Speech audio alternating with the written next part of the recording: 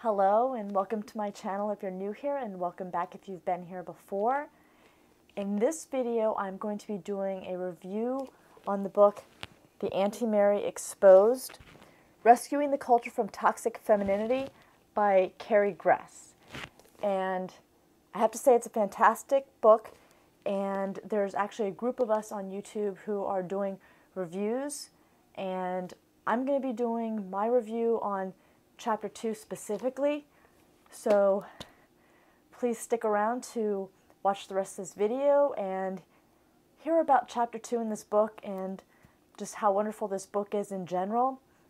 And if you haven't yet, please click the like button down below, and also if you haven't yet, if you could click the subscribe button, I'd greatly appreciate that. And on to the book review. So, in this book, Carrie Gress, she did a lot of research, and she's very well sourced, and she has a lot of references and footnotes in this book. It's fantastic. I've really enjoyed reading it, and it explains so much about what's going on today in our world, and specifically about events in the culture and women's involvement in it and how it has affected women. And this chapter is called Satan's Point of Entry, the Malcontent Heart. And in this she talks about how the whole femininity versus feminist thing began. Women are designed by God to want to nurture, and we're called to be mothers. It's just sort of ingrained in us to want to be mothers, whether it be spiritually or biologically. And she starts off talking about how Eve in the Garden of Eden, she was reaching for the fruit. She wanted to be fruitful.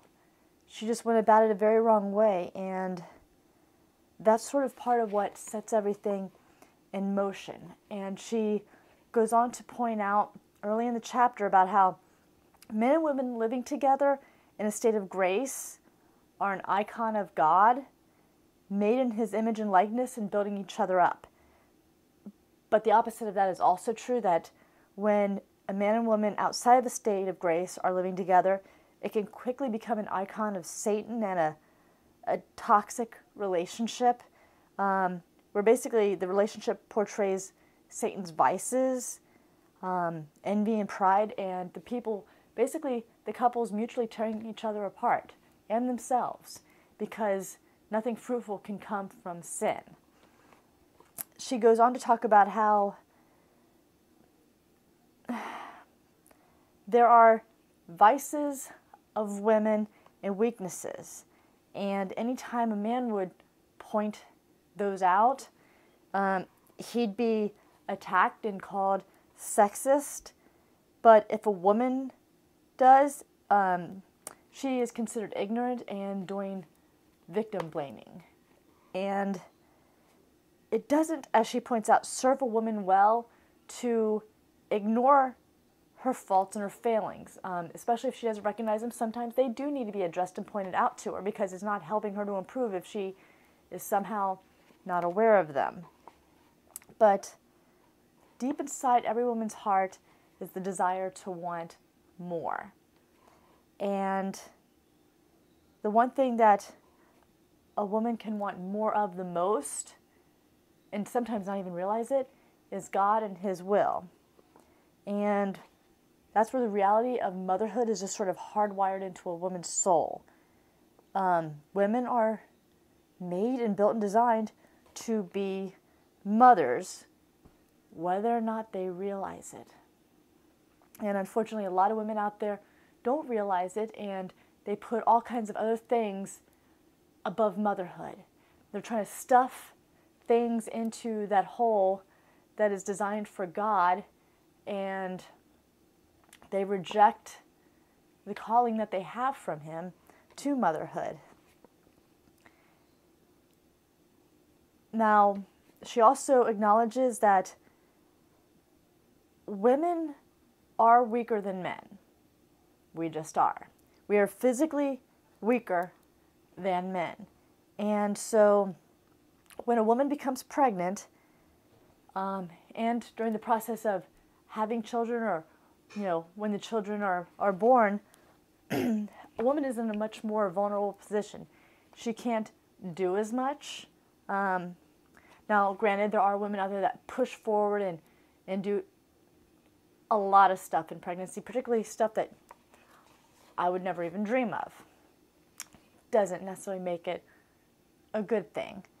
But it's because of a woman's vulnerability that she seeks out a husband, a man to be able to provide and support her and her children, their children.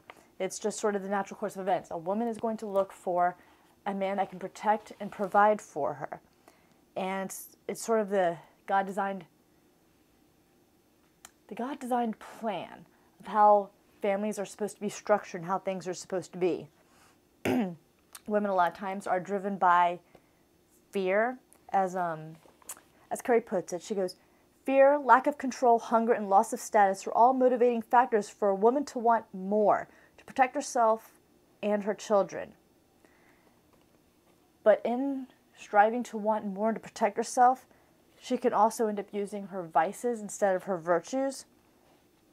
Noting that there's a limited number of good husbands out there and opportunities are scarce, so women will find themselves competing against each other.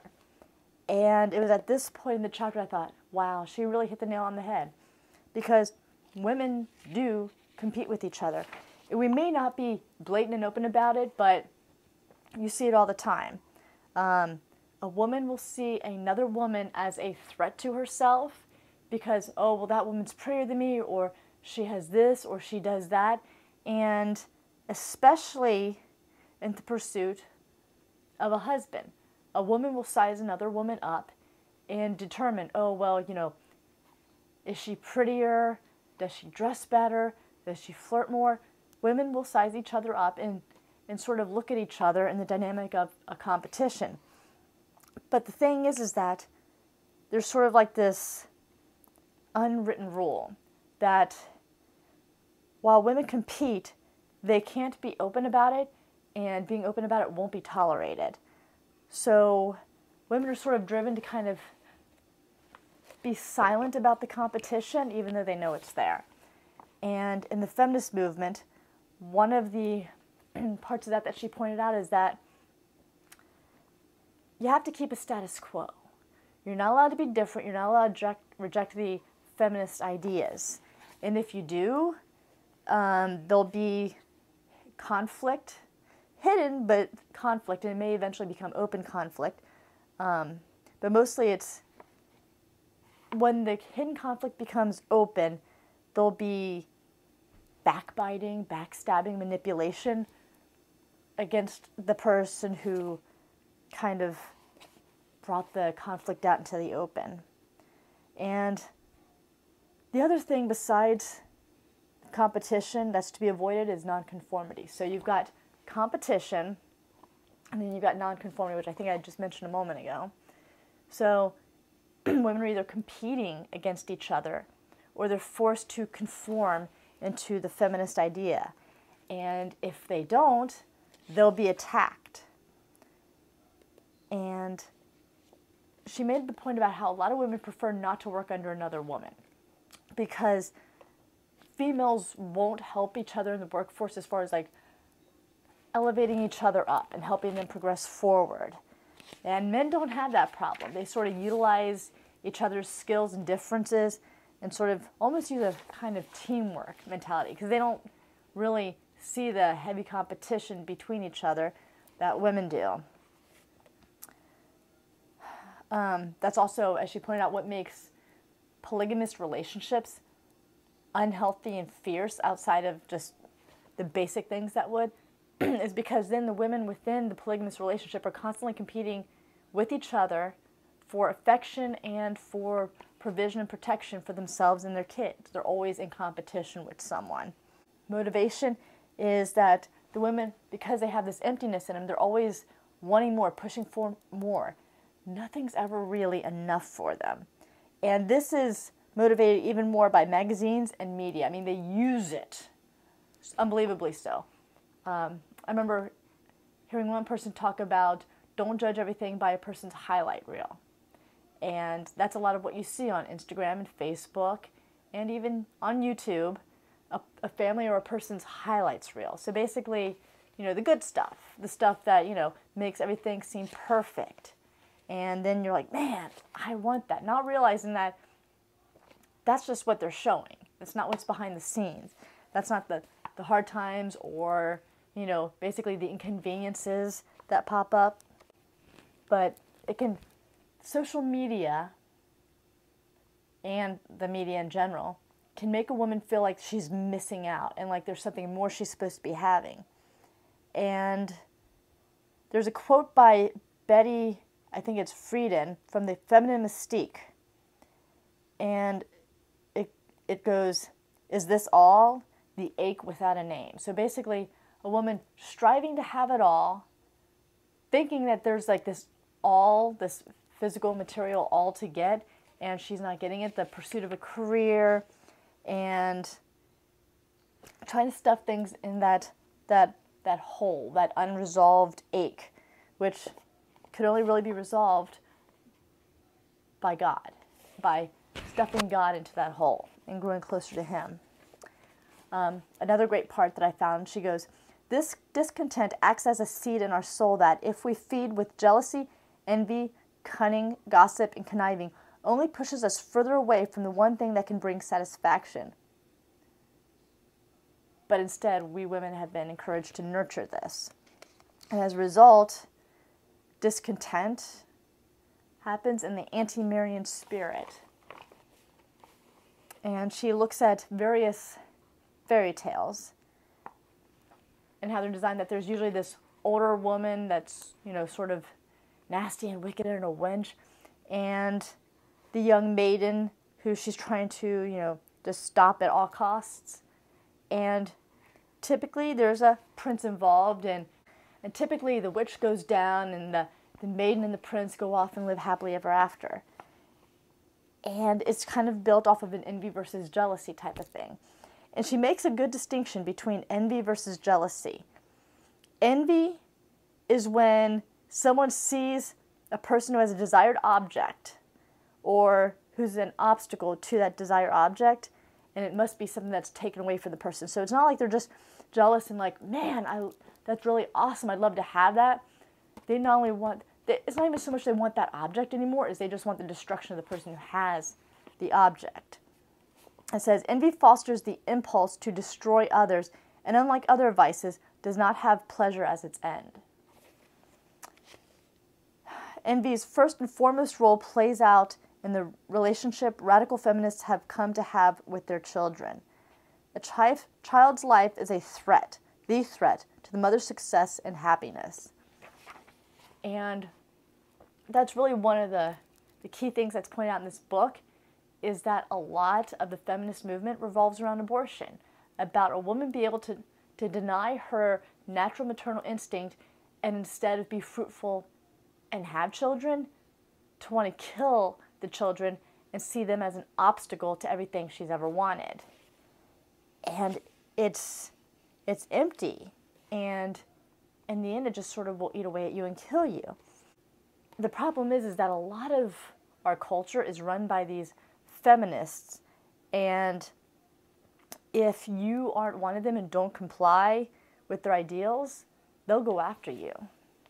In fact, one quote here is, "But the sisterhood is extended only to those women who check off the right ideological boxes. Support for abortion is an imperative. Otherwise, the sisterhood not only neglects a particular woman, it seeks to destroy her politically." And I mean, we see this constantly. If a woman is pro-life, the feminists will just go after her relentlessly and try and take her down. Examples that she gives are Sarah Palin and Sarah Huckabee. So in the end, as she points out, the solution to the feminist malcontent basically is God, and embracing what it means to be a woman and motherhood. And she says, tragically, The feminist solution to malcontent hasn't been a solution at all, as the statistics tell us. It has brought no relief to Betty Friedan's ache that has no name. But unfortunately, women become more and more convinced that there's a cure for the malcontent somewhere out there without realizing what that actual solution is. Another point that I want to make that is in the book is she talks about how women have decided that they can only be happy if they have what men have. So they want to abandon the household, the family, the children, the upbringing of the kids, and pursue what men have and what make men men.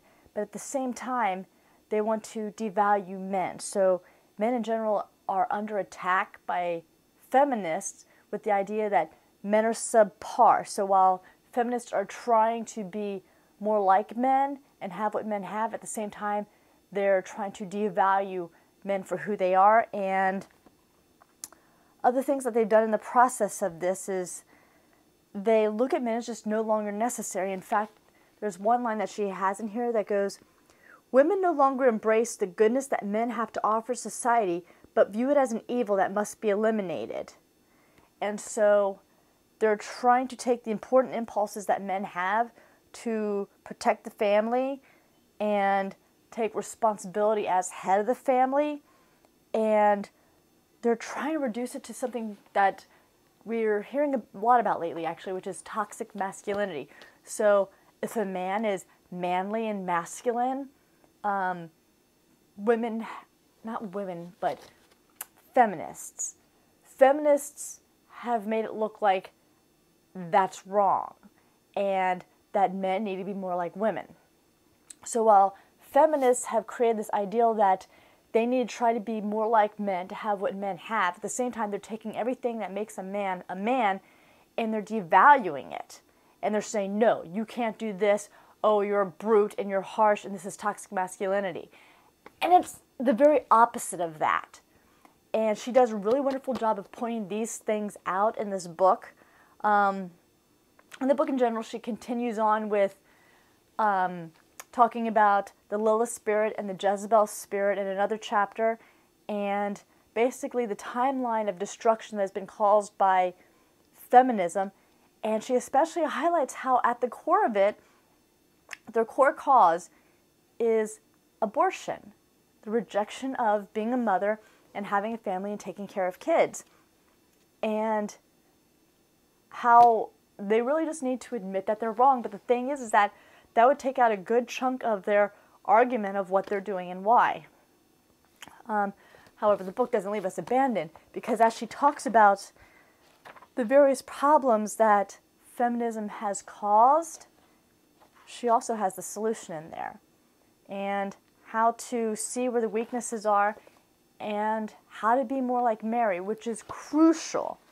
But you can't get to the cure until you really acknowledge the problem and where it came from. And she does a fantastic job of that in this book. And like I said, the chapter that I'm reviewing specifically for this video is Satan's Point of Entry. And she does an awesome job of opening up and taking piece by piece where he's gaining entry and the history of it and where it came from and why it's happening the way it is. So I hope you enjoyed this review. There will be links, if not already soon, in my description box, linking to the playlist with the other videos that are doing reviews on this book. And I can't encourage you enough to get a copy of this book if you haven't read it, and to read it, because it's a really fantastic, well-written book with lots of information in it, and really current-to-date information too. She is really on top of this, and it won't be the same after you read it. So I thank you for watching this video. If you haven't clicked like, I'd appreciate it if you would, and if you haven't clicked subscribe yet, I always appreciate that, and I hope to see you in my next video.